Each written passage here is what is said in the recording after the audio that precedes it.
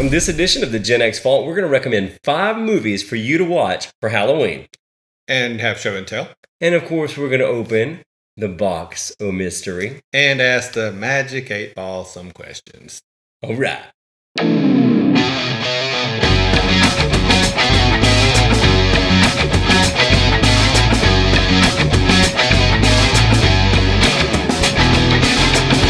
All right, guys, welcome to the GenX Vault. I am Chris Mitchell. Rob Cannady. And on this edition, we're going to talk about our 5 picks for horror movies for you to watch for Halloween. And I got to be honest with you, out of the two of us, I am the least inclined for movies or horror genre as a whole. Rob definitely does all the backstories, who acted in what, who did everything. The 6 degrees of Jason Voorhees, if you will. So that's another sequel right there. That is. That's what that is. That's another whole episode. But so we're going to go ahead and do our top 5 picks. And I'll tell you what, Rob, I'm going to go ahead and let you start this one out. Okay. And as usual, I'm going to play with the rules and recommend more than 5 movies. Let me go ahead and jump in on that. As you guys may have noticed in the last episode, we said we're doing one show and tell. Rob bought 3 items for show and tell. But it was one topic. It was one figure in 3 versions. Yes. We don't even know if that was the same character. One could have been Yeah. Momade Dawn. The other could have just been Drunk Hammerhead. We don't know what that was. Very good. But nonetheless. And of course, if you've noticed, we have a very Halloween decor here in the studio. We have these nice Big Lot skulls I got for $9. Nice. And of course, these wonderful flame lamps. They're awesome. They're really not hot. Not hot at all. Not hot at all. That's called Hollywood Magic. Yes. In Southeast Georgia. Yes. That's true. All right, man. What's your picks, bud? Although some of the films that we're reviewing date back to 1931, and the newest films we're reviewing are from way back in 2007, we felt like it was our civic duty to issue you a spoiler alert. But seriously, is it really a spoiler if the movie came out over 85 years ago? Let's face it, even if you haven't seen these movies yet, you know the plots by now. Still, you've been warned. Okay. To kick off the month of Halloween, settle in one night, and I think you should start with a triple creature feature of the classics. 1931's Dracula, 1931's Frankenstein, and 1941's The Wolfman. What was the first year? 31. So there's a 10 years. Is that all Lon Chaney? Nope. Dracula was Bela Lugosi. Bela Lugosi, that's right. And Dracula was the first horror talkie. Really? Yep. All of them were silent before that? Yep. Okay. And so, like I said, that's the big 3: Dracula, Frankenstein, Wolfman. So, and they're really cool movies, especially Frankenstein. It's one of the best flat-out movies out there.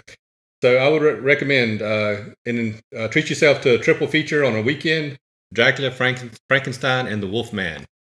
Would you? Okay, so if they're watching that, because I'm curious about this, what is your big take on the? I have to be honest with you. This is one of my guilty sins that I've got to make up for. Mm-hmm. There's a lot of old black and white movies I've got to go back and watch. You've watched them. You've done the classics like Casablanca. You've done those. I know that. I haven't seen Death of a Salesman. I mean, all these classics. I haven't seen Death of a Salesman. Really? Okay. Well, I mean, I finally did see Streetcar Named Desire, but you know, there's others that I've just missed. So on this one, out of those 3, why is Frankenstein one of the best? Frankenstein is just extremely well done. It's got layers to it that the other 2 do not. Like what? The other 2 are pretty much straightforward. You know, here's a vampire. We got to get rid of him. Here's a wolfman. What we're going to do. James Whale, who directed Frankenstein, he was he was an openly gay man. Mm-hmm. And or as open as you could be back in the 1930s. Yeah. And you can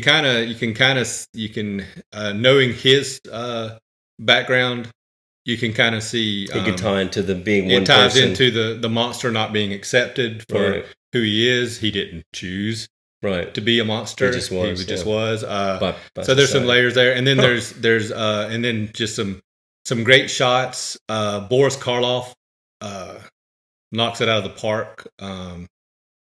Playing the monster, he brings a presence to the Frankenstein monster that is just, he defined it. And you told me, we were talking a couple weeks ago, you told me that there was the scene where he transforms himself. Was it this movie where Frankenstein starts going mad? You're talking about You're thinking of Dr. Jekyll and Mr. Hyde. Dr. Jekyll and Mr. Hyde. Right. Okay. So not Dr. Totally Frankenstein. Not Dr. Frankenstein. I was thinking you told me Frankenstein. No, it was, but Frankenstein is it's like Dracula and Wolfman are really good classic horror movies. To me, Frankenstein is just a really good movie. Okay. You know, I'll put it up there with outside of its genre, just against movies. It's just a really good movie. And like I said, it'll kind of put you in the mood for Halloween too, going back and watching the classics because you got that crackly sound of the film, the audio, and if you do get the chance on Dracula, if you've got the DVD or the Blu-ray, Philip Glass. Oh yeah, yes, Philip I do know. I had to study Philip Glass in college. Philip Glass. They hired Philip Glass to do a separate score for the movie Dracula, 1931 Dracula. I didn't realize that. Yeah. And it's I think very avant-garde. It's a lot of violins and stuff, but it really adds to the movie. Oh yeah, and Glass is pretty cool. Yeah, the early Philip Glass is one of the ones we had to study in that time period. Stravinsky, a lot of the but of course Glass did movie scores and things like that, and he was one of those cats that we had to study within that. Schoenberg was the same kind of time period, did the 12-tone row. Really weird, a lot of avant-garde stuff during that period. Yeah, and his score for Dracula, it does get a little bit repetitive, but it's just that creepy violin that he uses. It really adds to it. And I want to throw in one quick trivia note with the 1931 Dracula, because back in old Hollywood, today they make a movie and then they dub it into other languages. Right. And Dracula did something unique to today's world. They filmed Dracula during the day with Bela Lugosi and that cast. And then at night, they brought in a whole Spanish cast and director. Wow. They filmed the movie Dracula twice. 2 different directors, 2 different casts, 2 different set decorators, everything. Wow. They used the same sets, but they would decorate it differently.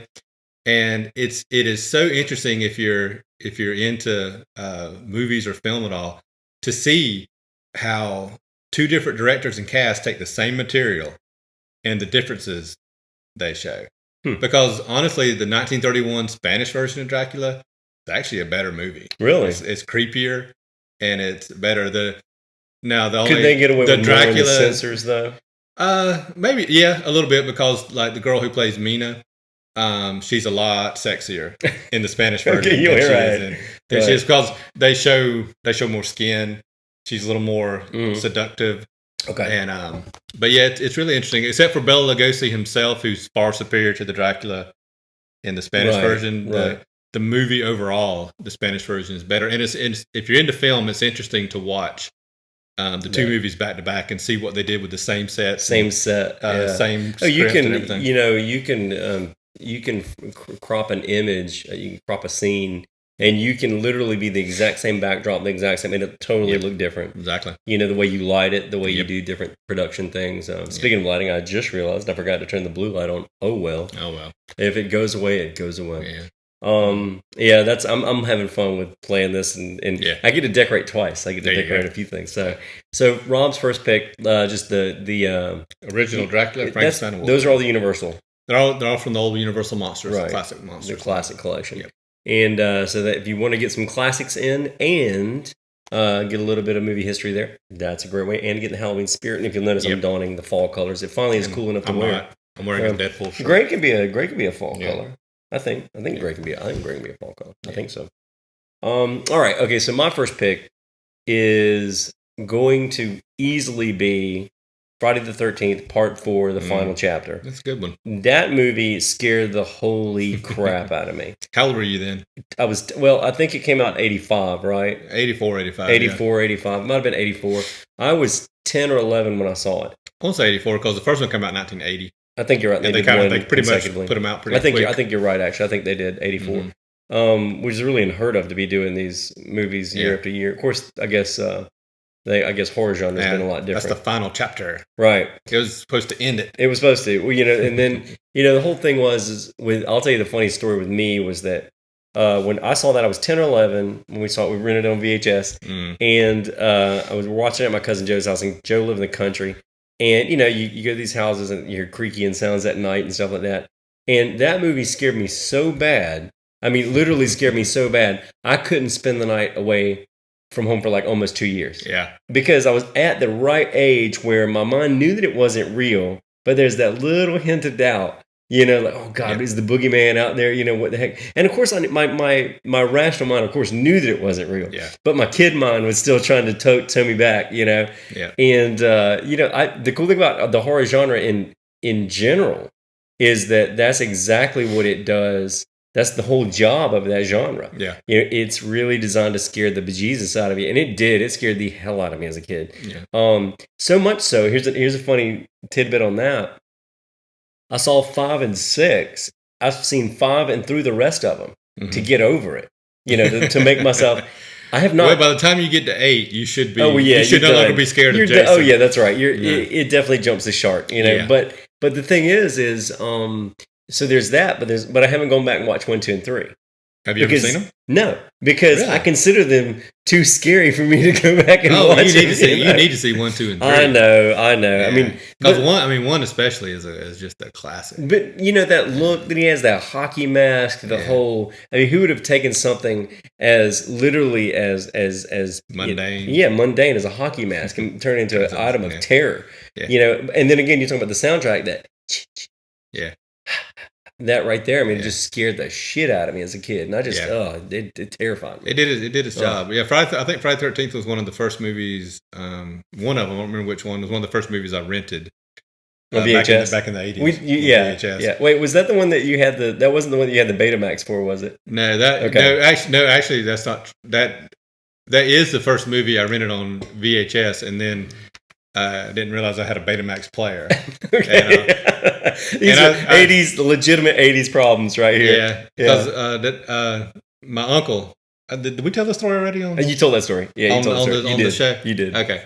Yeah, that was, if you could have sat there watching, 10-year-old me trying to fit a VHS tape in a Betamax player for a good 10 minutes. Not going to happen. And because I was 10 minutes, it's got to be a way. When you're a kid and you're looking forward to something so much. Oh yeah. It's not good. But yeah, Friday 13th, that of all the slashers from my era, that's the one that I grew up with the most, was Jason. Yeah. And he's the one I not identify with. I've never killed him. And that one in particular, on this, what was so mesmerized with that, Corey Feldman was in it. He's about 4 or 5 years older than us. Yeah, he's a couple years older than me. Yeah. I think he's 49 now or 50. I think he's in his 50s. Yeah. And he, seeing him roughly my age, react to that and be into the little special effects as he was. I was that kid too. But then all of a sudden, when he flips out of the end of it, and it ends the movie with him just going crazy. That just, as a 10-year-old, that just really messed with me. I was like, my God, that's just. Oh. And the only bad thing, they really never did anything with that. No, they didn't. They opened this. Well, I think they went with 6. He had to come back and kill Jason. but you don't. But you didn't get the. No, there was no mention that he actually killed his sister or something. Like no, that. It was not. It was I think what I remember most about Friday the 13th Part 4, it may have been the first poster that really captivated my attention outside because of it was the sideways hockey mask and it had the buck hunting knife right through the eye. Yeah. We saw that in the rental store every time we walked in. That's what kids don't. They don't get these days. Yeah. They don't get the cover art of albums anymore like we used to. They don't get to walk into a video rental store and see movie posters or plastered all over the. It's packaging. so simple. It is. It is so simple. It's a hockey mask with a knife through the eye. Buck hunting knife. Yep. It's the buck hunting knife. And something about that poster made me want to see the movie more. That's right. Yeah. So what's this else? It's simplicity and it's kind of open to suggestion. Yeah, it was genius. Whoever came up with it. It really was great. It was great. And it was at the time. It was billed as. They sincerely believed they were ending the Friday the 13th series. Oh, and it was shot that way. It was shot that way. But what happened is they made a decent to good horror movie that made money. Right. And they were like, and the studio execs were like, That's right. Part Keep 5. it going. Yeah, let's go. And run it all the way to 13. That's right. All right. Let's see. What is your next one, Robert? My next one. I'm kind of going in chronological order here. Oh, wait. Let's go ahead and let me jump this really quick and say, we may have spoiler. We have plenty of spoilers in this. Yeah. So let me go ahead and say that if you have not seen any of the movies that we talk about, turn them off because we're going to be talking about spoilers. Chris, before this all begins, Chris will put up a spoiler alert. Spoilers ahead. Yes, remind me. Yes, I'll do all that at the beginning That's before we right. start talking. When you see it through the magic of movies or the internet, you will see a spoiler alert. Spoiler alert. Yes. I decided to, like I said, my list here is pretty mainstream. I decided not to show off my movie watching credit. And he didn't bring up the go big deep guns. into the stuff that you've never heard of. No or all deep this, cuts from Rob Cannady.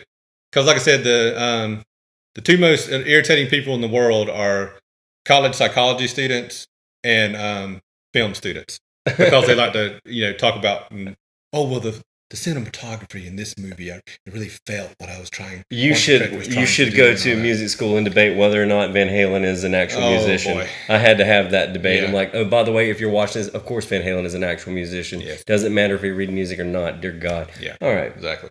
All right. So my second pick is a no-brainer, on the nose pick. 1978's Halloween. Yeah, you told me about The Night He Came Home.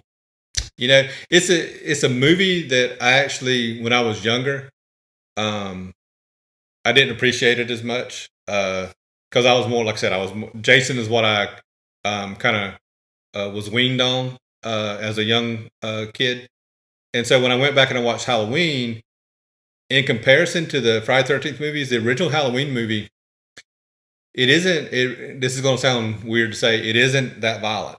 Okay. He does kill, and it's more of a creepy film. Right. With that mask. Creepy imagery and all that. But compared, because back in the 80s, I was into like gore, yeah. Show me an eyeball getting ripped out or something like that. Where Michael was a little more straightforward with his kills. Right. But Halloween's a movie that I've watched over the years, and it's a movie I appreciate more and more what John Carpenter accomplished. Right. With the film, and now well, to quote Kevin Smith, I really dig it now. Well, let me ask you this: was it originally titled "The Night He Came Home"? Was subtitled that?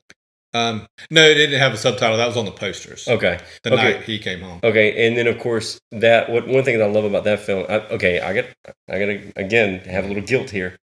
Haven't seen it. I've seen the Rob Zombie Halloween, the remake of it. Yep. So I know the story. I'm always familiar with the story, and Brian always knew the They're different. Story. A lot of people hate the Rob Zombie movies. I actually like them. I like it too because it's but it's very different. We need to have a Halloween movie watching night. I'm all about that. Ashley wouldn't do it, but I'm all about that. Yeah, so Melinda doesn't like them either, but we need to. Yeah, we need to hit you up with the original Friday 13th and the original Halloween. So Chris will not sleep. Yes. That's I think that's a plan. Yeah. And now, okay, I got another question about Halloween. So, we all know, everybody probably is familiar with that mask being William Shatner from Star Trek mask, and they basically melted it a little bit and then painted it white. Yep. They basically deformed it, and to me, that talk about a simple set piece that is terrifying. Mm-hmm. That's it. That's terrifying. Yeah. And one of the main reasons why they couldn't reuse the mask, because if you've watched Halloween movies, there's like the mask changes every movie. Okay. They said, the story I read, I think for the first one, they couldn't reuse the original Halloween mask for like Halloween 2 because the guy who played Michael, whenever he wasn't using it, he would fold it and put it in his back pocket. Oh, so it pretty much kind of destroyed it, and it may have gotten lost. Right. You can't. I mean, it's latex. Yeah. It's gonna age poorly. My son JT's a big Halloween fan. Is he? In fact, we went to Galactic, and Galactic is selling movie posters now. Are they really? Yep. Okay. A lot of geek horror genre type posters, and Galactic Comic and Games here in Statesboro. Galactic Comic and Games, Statesboro. Support your local comic shop; they need you. That's right. But they're selling movie posters, so we stopped by there, and I picked up a original Star Wars and Empire Strikes Back poster, and of course it's a reproduction. The only thing I wish they don't is for my two Star Wars posters I bought, they don't have the credits at the bottom.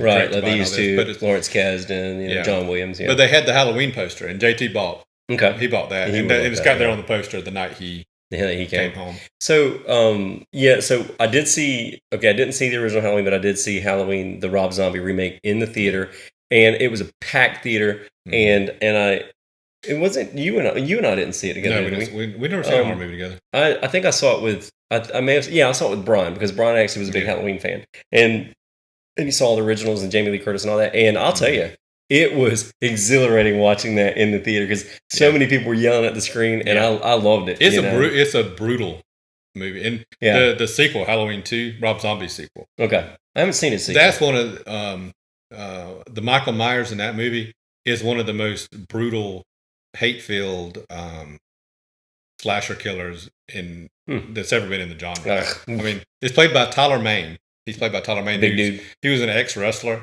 Oh, okay. And he was Sabretooth in the original X-Men movie. Okay, yeah. So he's a big guy. Big dude, yeah. And so he brought it. He brought his A game to the Michael Myers.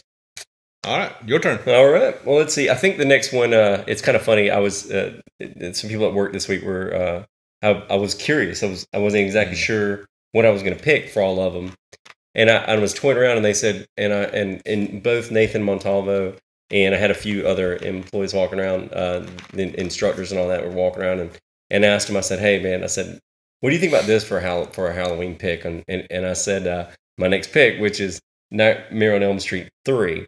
And it's kind of funny. Everybody said the exact same, every single person in there, there's like 5 of them said the exact same thing, that is the best Nightmare on Elm Street ever. By far. And I think it's because, I think you and I, we talked about this the other day, but then I said, let's stop talking about it because we want to save it for the show. We do, as friends, now that we've got this thing going on too, we've said, okay, wait, hold on, man, hang that for the show. I'm curious what you'll tell me. So, but I think we agree too that that is where Freddy became Freddy, that we all know and love. He didn't quite jump the shark yet. It wasn't over. He had the attitude and the wit, the creative ways to kill people because in the film. In the first 2 Nightmare on Elm Street, he's a much more straightforward, I'm just going to kill you because I like killing kind of guy. Right. He doesn't, in the first 2 movies, he hasn't become the wisecracking, witty Freddy. Right. He becomes that in Dream Warriors. That's when you first see that persona. And then develop itself. Then you get, here's an interesting thing, and I'm not going off on some kind of weird psychedelic trip here, but what's cool is the kids in that movie, they get to where they can control their dreams, right? Right. So I wondered as an experiment when I was a kid if I could do that. Yeah. And I've learned that, and actually I've seen a lot of research that if you practice that a lot, if you go to bed and think about it right before you go to bed, you can do that when you realize you're dreaming. Really? And I've done that about 10 or 15 times. Now, I never had switchblades come out of my hands and needles fly out of my That's what sticks out to me the most is I remember seeing it as a kid because our local theater didn't care.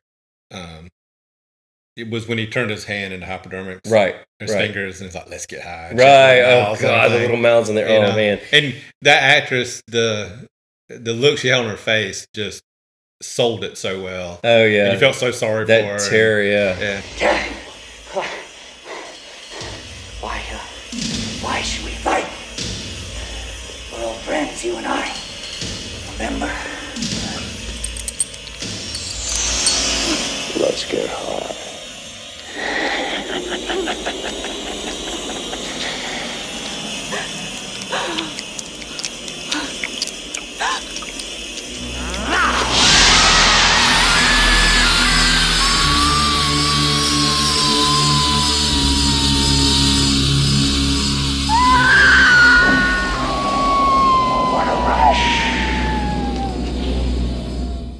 Well, and I think this is the worst scene, and it's funny. Everybody says this. The scene where he pulls the guy out of the wheelchair with the veins and he puppeteers him. Yeah, that is the most sadistic sort of like, and it makes it look like a suicide, and he switches it through. And it has, in the horror genre, it has one of the top quotes ever in a horror movie. Oh, Prom Time. Welcome to Prom Time, when he grabs the girl and pulls her into the. I knew you were going to go that screen, and but I think what else helped that movie too? Dokken. Dream Warriors. Oh yeah, I think that song. Dokken. That song is so catchy. It is. I mean, I have it in my playlist. Yeah, and because it's just. I mean, it's so 80s. Yeah, but it's so awesome. I could not name you another Dokken song. But Dream Warriors, they rock that pretty good. They did. Yeah, you would think they would have had somebody like Dio, like doing Rainbow in the Dark or something like that on there. Yeah. But that's true. And so that was that movie. It was also the first Nightmare I ever saw. So the first Nightmare on Elm Street was. It may have been the first. It may have been the first one I ever saw. Now I did. Wait, do you know what year that was? 88, 89, something like that. No, it was. Let's see. Right. Well, it might have been. Nightmare on Elm Street. The first one came out in 84. And so it was probably around 87, 88. Because again, me and my friend Andy rented it on VHS, and we watched it that weekend. And I was already over the fear of it, but I think Freddy's also his nonchalant approach, the comedy side of that, helped. Also, it didn't freak me out. Yeah, I think by that time too. I think with the first two being so successful that Robert Englund now had enough clout to say, I want to do this. Right. And then, what was his name? Rennie Harlan, I think, was the director. And he was, he kind of, and he's the kind of guy that he would have been more like, yeah, show me what you want to do, and let's see how it goes. Interesting. So I think Freddie Englund probably... Robert Englund? Freddie Englund. It is hard to separate the two. It is. It really is. And, he and Mark Hamill were roommates. Mm-hmm. Yeah, back in the day. I didn't know that. He got Mark Hamill to audition for Luke Skywalker. I didn't know that. That is a little bit trivia there. 6 Degrees of Star Wars. That's right. We talked about it. So anyway, Nightmare on Elm Street is a good film. And Part 3, Dream Warriors. And they made a 4-hour documentary about the making of all the Nightmare on Elm Street movies. Okay. As much as I'm not a huge fan of Nightmare on Elm Street, that documentary is awesome. Oh yeah. And if you do like Nightmare on Elm Street or do like the horror genre, it's well worth the watch. So it goes by fast. Well, see, I got a long kind of history thing there with Nightmare on Elm Street. My friend Andy, after we saw it, he goes, "Hey man, let's make Freddy gloves." So what we did is we took an old, just old work glove. We had old leather work gloves lying around, and what we did was we took Coke cans and cut them out and put rivets in the joints. So we had them riveted in the joints, and then we had the shape of the glove on the back, the palm. And then you couldn't weld the rivet. I mean, you couldn't weld the Coke cans. And so we put steak knives on the inside of the fingers. Little kids, you could fit your hand and the steak knife in there at the same time. Yeah. So again, I'm statute of limitations here. We took it to school and, showed our friends, and they scared the crap out of everybody. But we didn't get in trouble because it was the 80s and, all was well and good. JT, Freddy is actually his favorite. Oh, yeah, we've talked about that. Of all the slashers. And as much as I sit here and I'm saying I'm not a big Nightmare on Elm Street movie fan, the movie collector in me, I do own them all. Okay. So okay, and again, I have, and then I went and bought the metal Freddy glove. And remember that? Do you remember that silicone Freddy mask I had? Yeah. Okay, it was SPFX masks and CFX masks. They used to have one called Mr. Toasty to avoid all kind of copyright infringement. And it was a spot-on Freddy Krueger mask. And you could still find them online with different manufacturers. Yeah. And my Freddy mask was $500 one year for Halloween. But here's what I did. I justified this to myself for this. I was Freddy. I had the glove. I had the hat. I had the sweater. I looked perfect. But the only thing was, right after Halloween, I sold that crap and got my money back because I could not justify owning a $500. At least you weren't like those people who buy things from Walmart, use them, then return them. Oh no! I didn't. No, I don't want to. Yeah, JT went. He went as Freddy for Halloween. I remember that one time, and we came to your Halloween party, and there was another kid who was dressed as Jason. That's right. So I've got a shot of the two of them, Freddy and Jason, facing off. That's right, with each other. Freddy versus Jason. If I can find that pic, I'll send it to Chris and let him. I'll throw it up on the splash it on and the if I can find my pic with me as Freddy, I'll do that. And granted, that was 50 pounds ago, so I was a little chunky Freddy. And what's cool is little on the fat side. JT was in art class at that time, so I've got like a chalk drawing he did of himself in the Freddy outfit. He's got his head. He's got his head down like this with the glove out. Rob, you got to throw this up now. Cool. You show it or it ain't real. Yeah, it's true. All right, so you got to show it. You got to email it to me. Yeah, I will. All right. All right. What's your next pick? My third pick is one of my favorite movies ever. 1979, Ridley Scott, Sigourney Weaver, Alien. And that's definitely a horror movie. That's one N. No that's S. Definitely a horror Alien. Movie. That's right. I love Alien. That movie. Alien scared me before I ever saw it. Because of what could be? As a kid, like I said, it came out in 79. Around age 7, 1979, I was 6. And the all credit to Giger, however you say his name, the designer.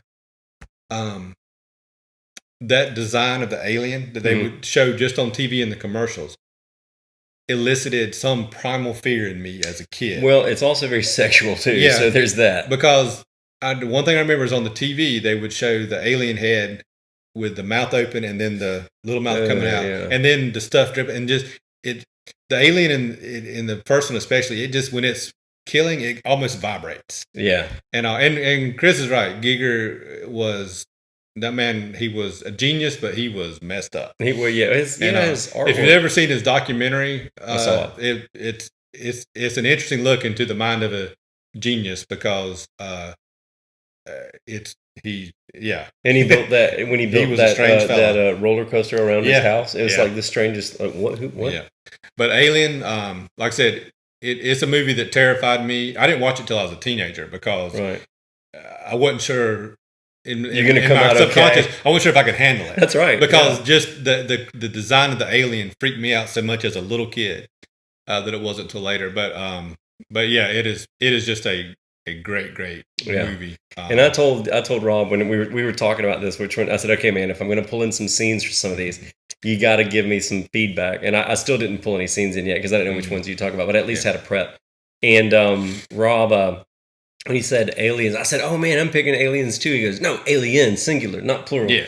And it's kind of, but I didn't pick aliens, but I will piggyback on this because Aliens is not a horror movie. It was to my dad. Let me tell you, when that junk came on TV, Dad, honest to God, went to bed that night and looked under the bed. And this is a grown man. This is a man about 55 years old. Because they showed it on like USA or something like that. And Dad watched it, and he was looking for those things in the corners of everything in our old house. Well, and one of the greatest scenes in Alien.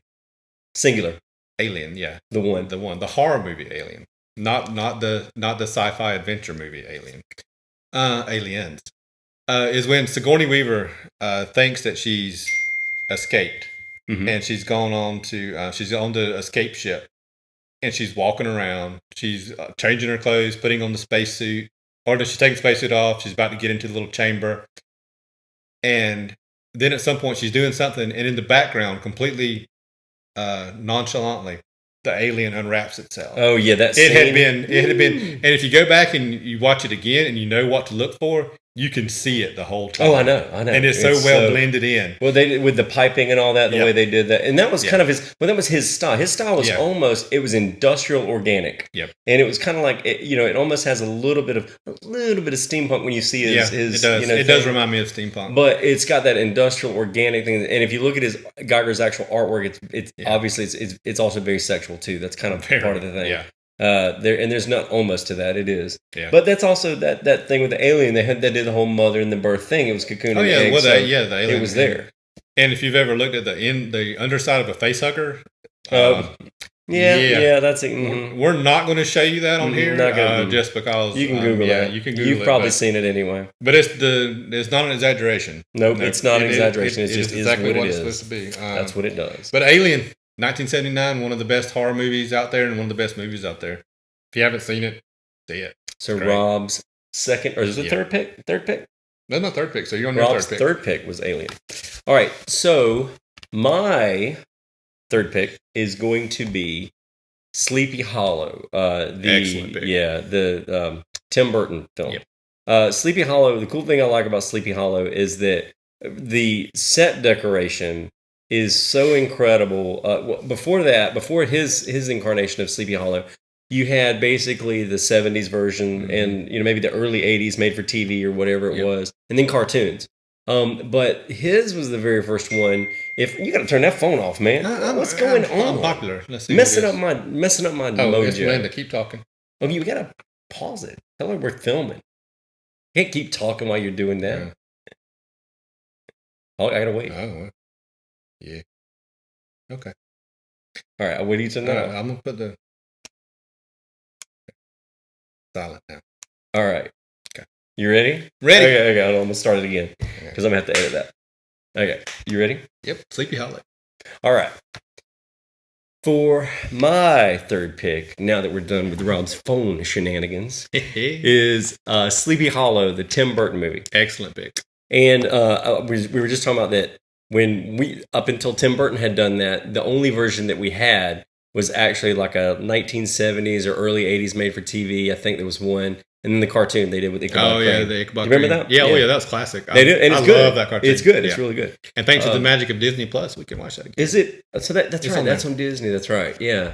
So, but what's cool to me about Sleepy Hollow was it was one of the, if you remember this, it was one of the first films, or especially horror films, that incorporated CG with practical effects. Mm-hmm. So I never forget the first time you see somebody get beheaded. It looks so stinking real because I mean, see the bone of the spine. Well, you see them. They're talking and they're running, and then all of a sudden their head's gone. Yeah. And used to there would always be a pan away shot so they could get to the dummy. And even though as a kid that's fun, you expected that. This one they were in full motion in a run. Then their head's gone. Then they fall. Yep. So you saw the entire process. And it was intense. Yeah.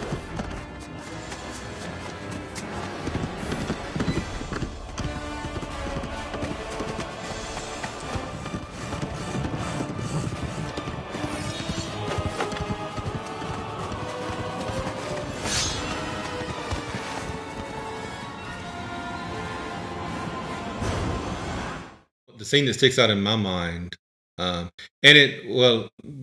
I want to say, and that material is just you couldn't have material more suited to Tim Burton. Oh yeah, sensibilities than Sleepy Hollow. But the scene that I think really told people this is not your Disney Sleepy Hollow is the scene where he goes and they make a point to show you several shots of this little cute kid. Oh, and then the horseman comes and they put him up underneath the house. And he kills the mama and he kills the dad. Oh, God. And then he walks out and you think, oh, he's not going to kill the kid. And then he stops. And then it cuts to the scene and he's got like 3 heads or something. Oh, they let you know that he did. That's right. And I'm like, oh, that's hardcore. Oh, that's right. Yeah, you didn't see it, thank God, but they let you know. Yeah. And the weird thing about that movie was that not only they have the whole, I think the set decorations are awesome. I think his costume is phenomenal. You actually had a headless horseman who literally was proportional.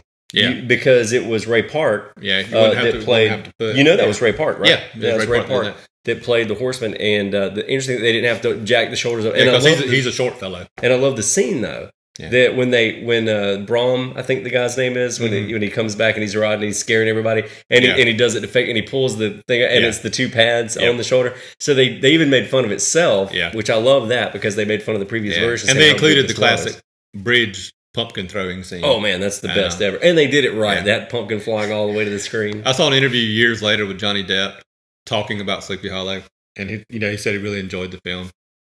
And all that. And he said, so they asked him about his preparation for playing Ichabod. I heard that too. And he said, well, I finally decided to play Ichabod as like a scared 7-year-old girl. Right. And he said, I didn't tell them that though. Because I didn't want to tell them I'm not, your $100 million movie, I'm going to play like a 7-year-old scared girl. A grown man playing as a, if you go back and watch it, he really does. He does. And, but it works very, very well. Yeah, he made that scene, he made every scene in that work. And then, of course, they tying in the Hessian story and all that stuff, which I think was kind of new. The witches were scary. Yeah. But my final, to wrap this one up, my ex-girlfriend Sarah, this was hilarious. We get home one night and I don't remember what was happening. She's like, I guess I drove home and she was like,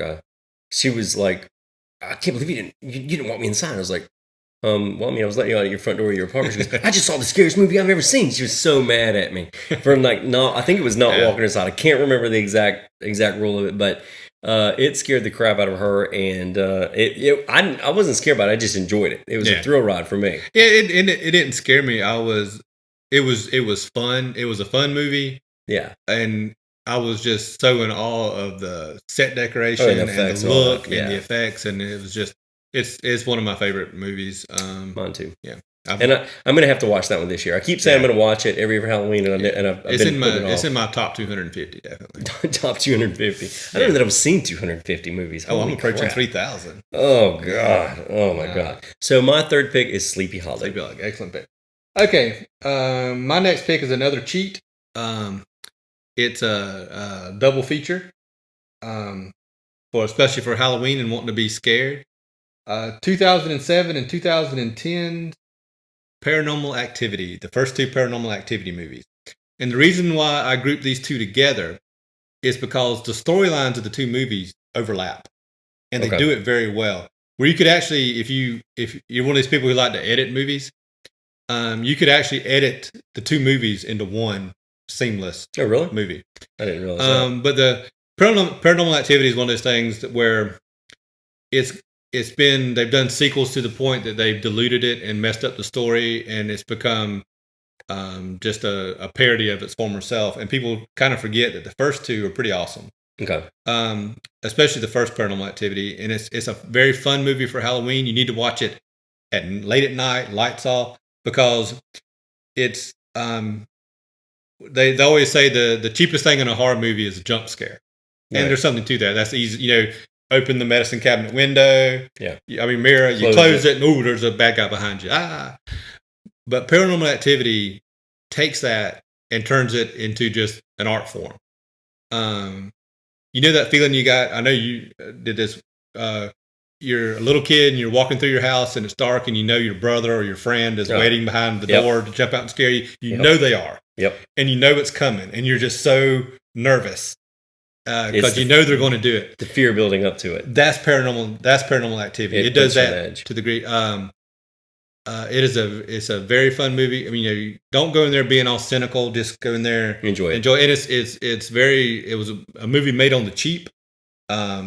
Was it supposed to be a found footage movie? Yeah. Okay. It was supposed to be. They pieced it all together, but it's done logically. The scares are the jump scares are genuine, and they'll get you, and they're fun, and it tells enough of a story. You can buy into it. But I would watch the first two movies together because they do tell one story and they tie into each other, and then after that it starts going off the rails. But the first two back to back on a scary night, it's a good night of jump scare fun. Okay. Yeah. I knew those are terrifying. Yeah. Right. So my fourth pick is going to be one of the all-time greatest movies ever. Yep. And that's Jaws. Yes, it is. People forget that Jaws is really, in a lot of ways, a horror movie. It's totally a horror movie. Yep. It is. If you remove, if you're going to argue with me on this, let me just make this point before I say this. I cannot go into the ocean over my ankles without hearing a cello or a string double bass in the back of my head go. I just hear that sound. I hear that the half step ascension every single time I walk into the ocean, and every single time. And God forbid I get up to my knee and a piece of seaweed hit my leg. Yeah.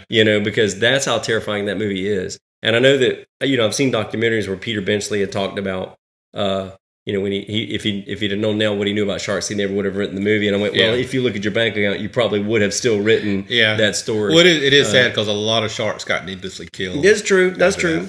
That's true. But I will say this: the whole aside from all that, just even if you're not into horror movies, and the acting, the directing in that movie is so incredible. And it's one of those examples of what you have to do when things don't work, that creativity that comes out in the front. Like Steven Spielberg, their whole thing was to show the shark in the first thing, but when it didn't happen, and when it didn't happen and Bruce the shark wasn't working, they just continued to film, and that really added to the suspense. Oh yeah, that if it had the shark been there, it wouldn't have worked. Matter of fact, even though the new even on all the new movies that have better CGI sharks and all this kind of stuff, they still don't hold up to Jaws. None of them even come close to what Jaws is. Nope. Because the fear isn't necessarily what you see. Yeah. The fear is what you know but can't see. And just like we were talking about in Alien with the scene, the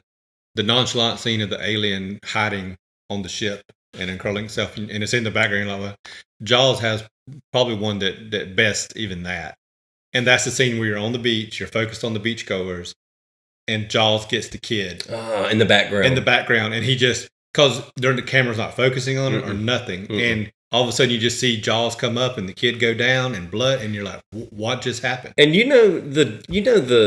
the choice of a director to say this scene is not going to be the focal point. Yeah.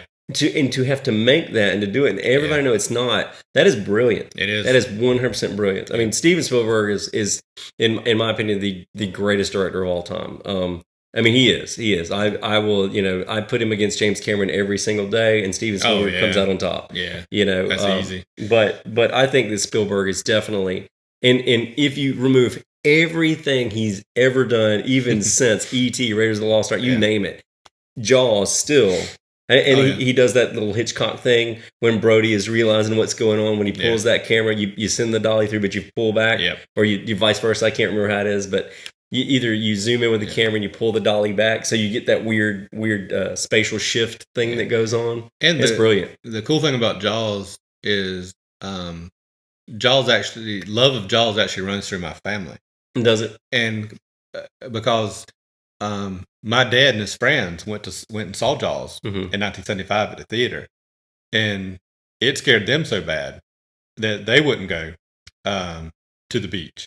And his dad, this is a man's man. Yeah. He's a man's man. And so Jaws, as it turns out, is JT's favorite movie of all time. It's his number one movie. Well, let me jump in what you're about to say. Everything. Let me tell you. So at JT's birthday, when he was was at his, obviously I'm the Godfather. I was at his birthday, and I think was it his 17th or 16th birthday where he had that plan, or 18th, or what was it? No, that was his birthday. His college graduate. I mean, his high school graduation party. Yeah, you're right. Sorry. I'm not that good of a Godfather. I'm just a Godfather. It was a high school graduation party. Sorry, JT. He does love you. But this was here's something that was interesting for me to observe. So I've seen the movie 1,000 times. Everybody there's seen the movie 1,000 times, and we're all watching it. Well, his girlfriend's brother had never seen it, and it was clear because I was watching him watch the movie. Yeah. I have never seen anyone with such an intense look on their face as he's watching that film. His expression, no kidding, was this. This is JT's girlfriend's brother. Yeah. JT's, and he was watching that movie, and he was shifting in his seat, and he was going. I mean, his eyes were on that screen. So the interesting thing is about this movie, it's so incredibly good. You can't take your eyes off it. It's one of those TVs that it's one of those movies that if you're walking past the TV and it's on, you kind of stop and watch it. You do. Even though you've seen it. And you get sucked into it almost instantly. And Quinn, he's just, man, he's great. Yeah, because Quint. Okay, Quint. Yeah. And it's, it just is. And his whole performance is, I don't know. Like you said, everything. Like you think, it's a 1975 simple movie with a shark that didn't work. But then you start watching it, within 2 minutes, you're just hooked. And that scene, I mean, just for Richard Dreyfuss saying he's got no spit. Yeah. I mean, and you're like, I wouldn't have anything left in my body at that point, I mean, it's just brilliant. But it's cool because, like I said, Jaws is the only movie that 3 generations of Cannady men can all sit down and talk about. It's great. Like, there's plenty of movies I can talk with my dad about, westerns and war movies and the like. There's plenty of movies I can talk to JT about and all, but Jaws is the only film that I can think of that runs through all 3 of us. Not only and like I said, not only is it my pick. And going back to John, this is something I wanted to mention. Like you were talking about earlier with John Williams with the dun. What is that? That's 2 notes. It's just 2 notes, just a half step. That's got to be the most influential 2 notes. It is in music history. It is, and again, that's simple. Yeah. But it so if you get a little bit on a theory kick here, that half step crescendo that he does, ascension that he does there, is actually, when you talk about music theory and chords, that half step is actually one of the most powerful moves. Not just in that, but I'm in theory class learning that. I'm like, no crap, have you seen Jaws? It's the most powerful thing ever. It instantly makes you uneasy. It does. It just. I mean, as soon as you hear it, dun, you're like, what? Something's not right. Yeah, something's not right. Bad. Yeah, something is bad. I don't know music, but I know that those 2 notes are is just beyond brilliant for what it accomplished. Yeah, and then of course, then you have the rest of it, and then as they go up to the sea, you hear that kind of sea shanty kind of sound they do. But then as it progresses in that faster and faster and crescendo, all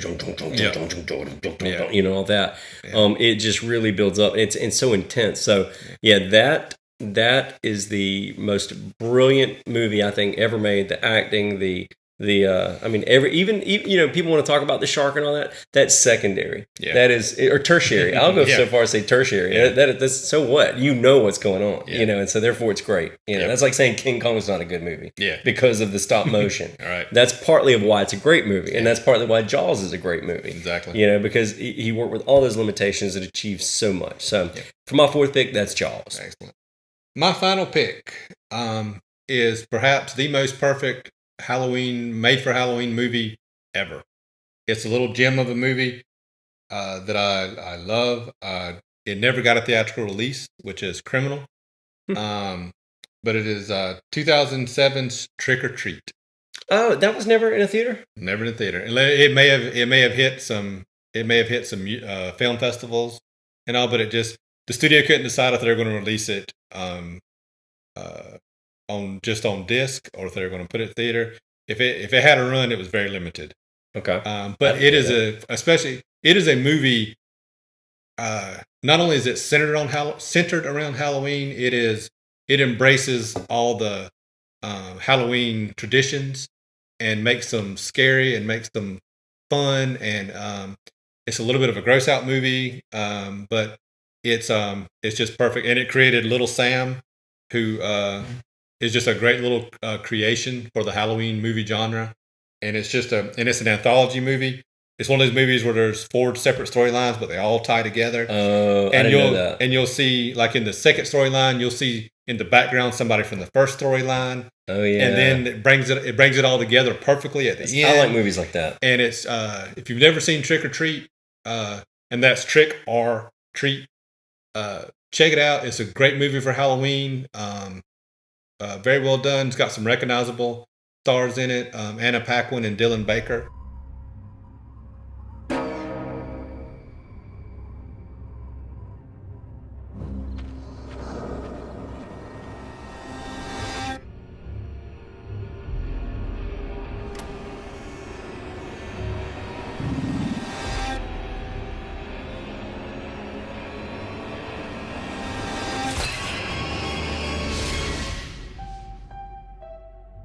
This is the one night. Don't forget your costume. All sorts of things. Roam free.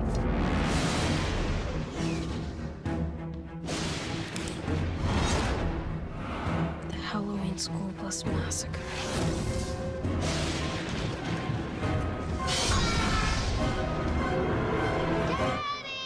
Shh, be quiet. Why? You'll bother the neighbors. Okay.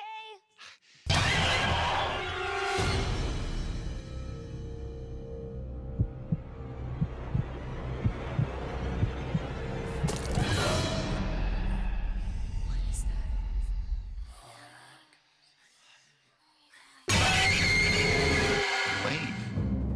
There's another tradition. Always check your candy.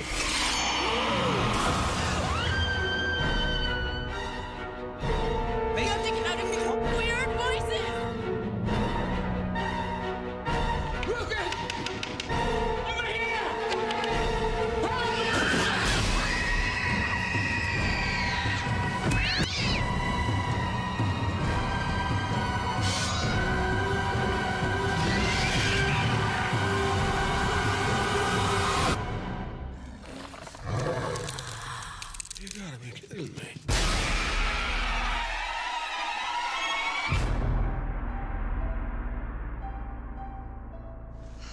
I hate Halloween. And then, like I said, Little Sam, you'll love him. It even plays on the old things when Chris and I were a kid, razor blades and candy bars, and it plays on that. And that was, by the way, for the record, that was just rumors. It wasn't really a thing that happened. My mom worried about people sticking needles into candy bars because you could stick it all. That was the big scare back in the 80s. Yeah, they were because you trying could go to Walmart or somewhere and stick them all the way in. That was the movement no one would know. that has now been called Satanic Panic. That's what that was called. There was a whole movement in the 80s that was called Satanic Panic, which everybody was worried about. And I think it tied into heavy metal, the horror genre. Dungeons and Dragons. Yes. The horror genre exploding. Yep. You know, the popularity of Halloween, because we really and truly the 80s. Ouija boards. Oh, man. All that stuff that really rose, it was called the Satanic Panic. And all of a sudden, people are going to stick needles and razors in our food. To cause problems with our, I mean, like who wins in that? So it's that's my 5 picks, 5 recommendations for having a happy Halloween viewing, and now we'll hear Chris's final pick. All right, my final pick this evening is actually a movie that it's not one that I don't think I've seen it more than once. I don't think I may have seen it. I think I've just seen it once. It's not necessarily one that I would watch again because I don't know how well it holds up. But if you've never seen it. The only one that I've seen is the American version of The Ring. And I saw it in the theater. And even in the theater, it scared the crap out of me. To the point of so bad, when I went home that night, I was about 27, 28 when that came out. I think I was 26, 27, 28 when it came out. And I'm living by myself in that little apartment off of Hodges Circle. Oh, yeah. And I get home. And, I'm doing whatever. And I think I was blogging about watching The Ring that night. I was actually blogging about it. I know to find that old blog, but I blogged about it, and I even I took a magazine scan and scribbled a girl's face out, all that stuff, just like that with the hair. And my cat Sebastian, when I went to bed, I pulled him up and I went, "Hey, buddy," I was like, "If you hear anything tonight, you wake me up immediately. Pop me in the face, wake me up." And that's how bad that movie. And it's 27-year-old man scared crapless because the movie was PG-13, safe to watch. Yeah. But the visuals are just shocking. It's almost like this part of it was made by college film students, and the other part was made to just those jump scares, those shocking. It had that classic. No, that wasn't The Ring. The Ring wasn't the movie where the chick crawled out of the TV. Yes. It was okay. Yes. Yeah, she's in the well. Yeah. And then crawls out of the TV. Because the well is the ring. Yeah, and like for a moment she's back here, then she's up there. Yeah. And that's what was creepy about it. You saw this glitch. Because wasn't that Salem, the last thing you see is the ring? Yes. And that was her looking up from the bottom well. of the well. Yeah, that's right. That's creepy, man. Yeah. So even though I'm going to keep this one short, even though that was not it's a top pick of mine. It is. I haven't seen it more than once, but if you've never seen it, you owe it to yourself to scare yourself at least once with The Ring. Yes. All right, let's see. Now we're going to be moving right along, I believe. I think, Rob, it is time for... It's time for show and tell, boys and girls. Show and tell. Show and tell? No, I want you to go first. Oh, wait, I thought you went first this time. No, I want you to go first. You want me to I have a reason for you going first. Okay. So, but it's not going to work unless you go first. It's not going to work unless I go first. Yeah, okay. So you go. Right. So Rob has just informed me that I am now going first. Yes. So for my first pick, or actually we've decided for show and tell to only do one item to keep it a little shorter because we just totally went off on movies. We just blew our time budget. Yeah. Okay, so my pick is the Headless Horseman from that is a good pick. McFarlane Toys. That's a good figure. I like that figure. Now you may be wondering here why it's called the Headless Horseman if he in fact has a head. Well, as it just so happens, you can take his head off. Dun, dun, dun. Yeah, and it's actually, I think there's a rare earth magnet in there, or it could just be that it holds on to the little lip. I haven't really figured that out yet. I think there's a magnet though. But you can see the stump, and the neck bone and all that crap. Part of what I like about this. I love that figure. That's one of the. I'm jealous that you have that figure and I don't. You don't have this one? I thought you had this one. No, I don't have it. Okay. I thought you had it. No. I've always loved it. I've always loved his suit, the Hessian outfit. Of course, after tonight, I might have it on I eBay. think he's going to be eBaying this thing. That's right. And he's got the heads in the hand, but not the little boy's head. No, thank God. That would have been dark even. This. Oh, that's true. That's the scene right before. I think. Yeah, that's rough. Oh God, that's rough. But I love the and this is, if I'm not mistaken, and I could be wrong. You remember. I'm definitely wrong about what I'm about to say. I got this actually at Walmart, but here's where I'm wrong, and this is actually correct. Walmart went through a period where if Spawn released a figure, they would release the the PG version at Walmart without blood on the axe and swords and all that. Yep. But they would release the more R-rated version with splattered blood and all that at direct markets. Direct markets like comic book shops and all that. And so when we started collecting, in order to get a figure with the blood on the axe and stuff like that, you had to basically do you had to get it from a comic shop. Now, it wasn't really a big deal for me. I could care less. But it was just a little known fact. I like the blood. Rob likes the blood. Now, it came with 2 heads. It came with this head, the Christopher Walken Hessian, if you will. Yes. And then, of course, it came with the bloody stump of a skull. Yep. Okay, so you have those 2 there. And you could put both of them on. They have the little cutaway for the little magnet. Yeah, the little magnet, if I think that's what it is. And it just fits in there. And that's kind of almost got a little Ghost Rider thing going on there. You know? He's just that head, that skull. And did you notice it's scaled appropriately? Yeah. So it would fit, that skull would fit in that head. So that's actually attention to detail. That's attention to detail from McFarlane Toys. We appreciate that. It's kind of funny. I've got this part of my Halloween decor, as you see these skulls here. I've got these. I've got a bunch of skulls, actually, a Halloween collection of skulls. He does have a lot of skulls. I do have a lot of skulls in the house, at the store. And the funny thing is the some of the skulls I have, or I've got 1 or 2 out there that are if I buried in the yard, if they were to dig up, they would be like, oh my god, let's call CSI. They would be calling CSI. They're that realistic. And I get them from this place called Dapper Cadaver. And it's not these are the big lot skulls, but if you go to Dapper Cadaver, they have some skulls that are like cast on human skulls. And I think mine is the Hera skull, and it's crazy. I'll show that in a future one. So, but my pick this week for show and tell is the Headless Horseman with both heads. I guess he came with 4 heads. Boom. The 2 that held in his hand and the 2 that went on his body. So my pick this week is the Headless Horseman. Yeah. Cool. All right, Rob, what you got for show and tell? Here's why I wanted to go, Chris to go first. Chris is one of the most creative people I've ever met. His mind is always going, never stopping. But I've long held a theory that when we're talking, Chris only hears about half of what I say, and either forgets or fills in the rest later. Because after the show last week, we had a quick discussion about what we were going to do this week. And I said, for show and tell, here's what we need to do. We're going to have a themed show and tell where we each pick a Star Wars figure that could have its own horror movie. Oh God, I completely forgot. And Chris agreed completely to do this.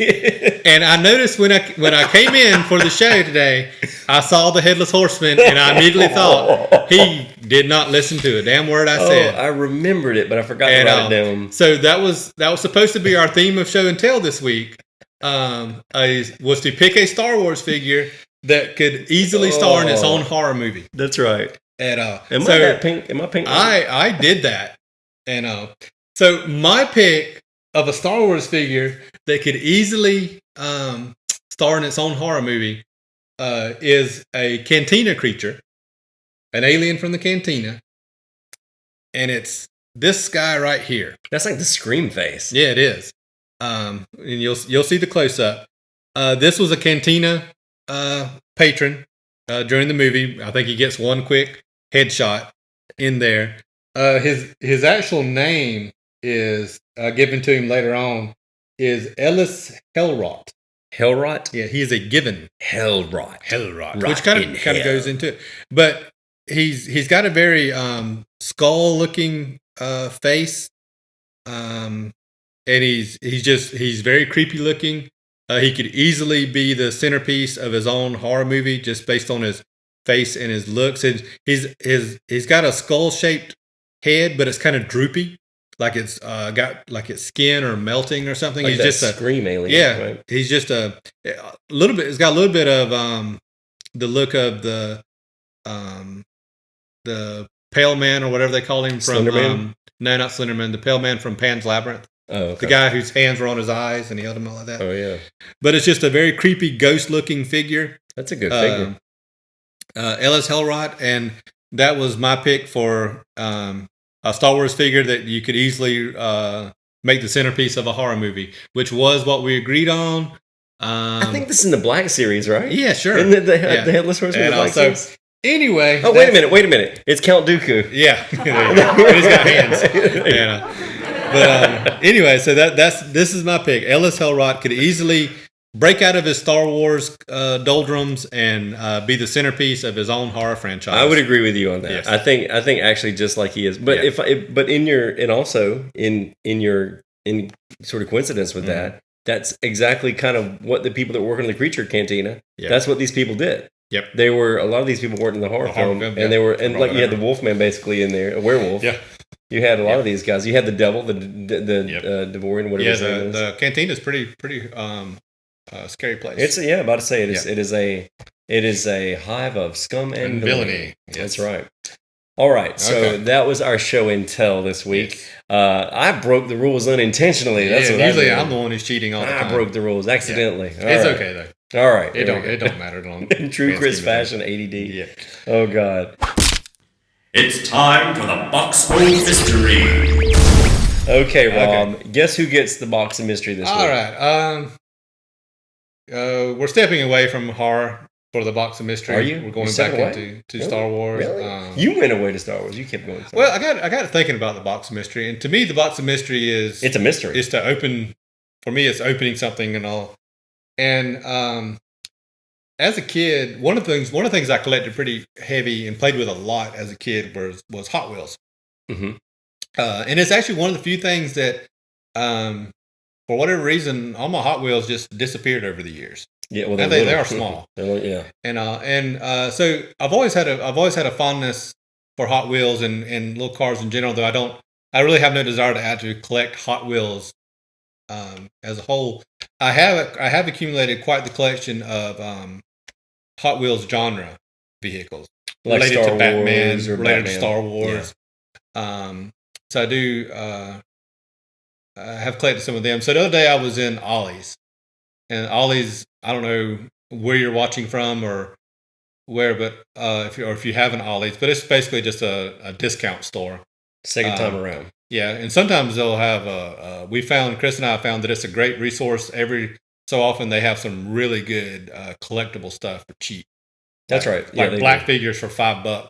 It's a great deal. And things like that. So from the box of mystery today, these two things I never would have picked up, but they were so cheap and I kind of thought they were cool. I decided to give them a go. And this is Hot Wheels for years and years have made Star Wars related vehicles. I love the Stormtrooper. And so today so the other day I picked up the Darth Vader and Stormtrooper Hot Wheels cars. And we're going to open them. Oh, because you're going to open them? Why not? Heck yeah. And we'll start with Vader. JT's make it so. It's so loud. Make it extra crunchy. Yeah. It's just I don't know. It's just kind of a cool design. Like I said, if it hadn't been on clearance, I wouldn't have bought it. But I thought it was. Are you kidding me? What is that? It's a pretty cool looking car. I mean, if I had the money and they sold this car, I'd buy it and ride around in it. And it's got the lightsaber feature. It's sweet. So you're running down chasing somebody, and you can just swing that lightsaber out like a gladiator like Grease. chariot, like Grease. Yeah, like Grease, and just cut them up, mess up their tires. Yeah. So I thought that was pretty cool. And I'll see what the Stormtrooper's like. It's got his chest plate. It's got his little tusks and his teeth. Yeah. Yeah. And the other one is the Stormtrooper car. I'm gonna open it.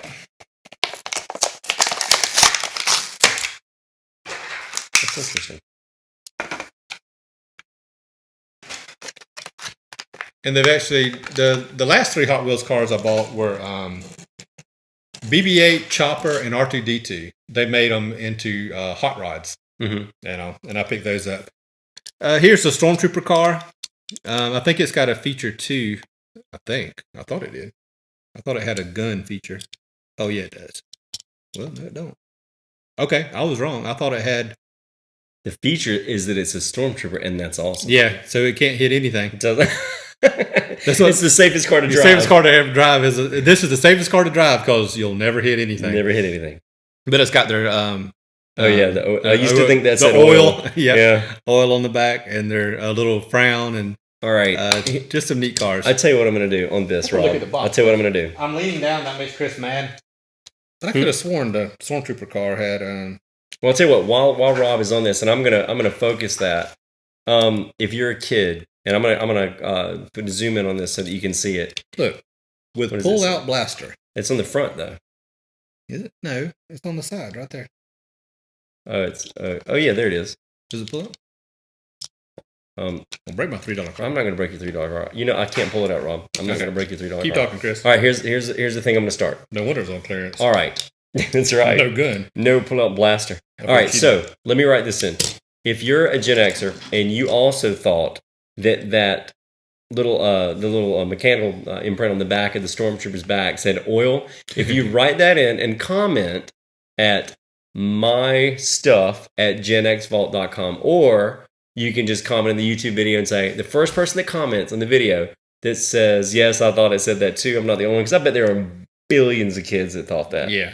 Billions. But they're not watching our that's podcast. not yet. Not yet. Yeah. No, we're going to move on up. But I'll tell you this.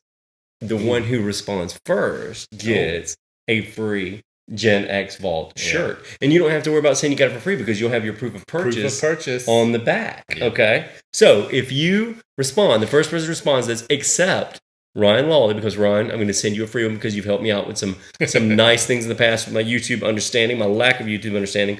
So anybody else other than Ryan Lawley, if you respond to this, I'll send you a free GenX Vault shirt. And that's a nice shirt, folks. It is a nice shirt. And this one is yours. All right. You get this one. This one's yours. I realized that when I was printing them, and again, just so you know, I print all the shirts and all that kind of stuff. When I was printing it, that I'd forgotten to make one of the whole sizes that I had bought. So I asked Rob, I said, hey man, what size are you? And he told me, and I went, I forgot to print that size. So literally, I printed that an hour before you came. Thank you. I appreciate it. I like your shirt. Screen printing in the garage. Yeah. All right. I will model it next week instead That's of yes, he can model it after he washes it. Yes. Or you. Yeah, because it does have that new shirt smell. It is a new shirt. Yeah. And I wash all my, I have this weird thing where I wash all my shirts before I wear them. Oh, yeah. I can't stand it. I can't stand the tactile feeling of that weird shirt, that clean new shirt. Exactly. Don't like it. All right. It is time for Ask the Magic 8 Ball. All right. And let's see, Rob, I think I've got my question. Do you have yours? I do. All right. Do you want to go first this week? Sure. Go ahead and go first this week. All right, Magic Dirtball. Will Chris ever actually listen to what I say? Or will he always be looking at the pretty lights and thinking of other things? Pretty lights. I know.